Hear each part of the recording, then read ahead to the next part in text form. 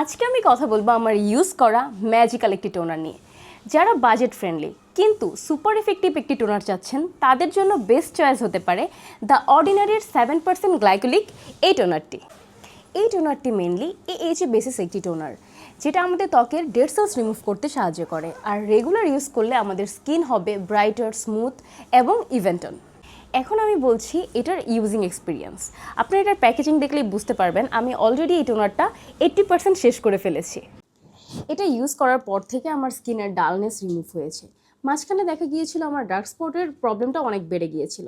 এটা ইউজ করার পর আমার ডার্ক স্পটগুলো day by day fade out হয়ে গেছে আর আমার স্কিন আগের থেকে অনেক বেশি গ্লোয়িং হয়ে গেছে। এটা অ্যাপ্লাই করাও খুব ইজি।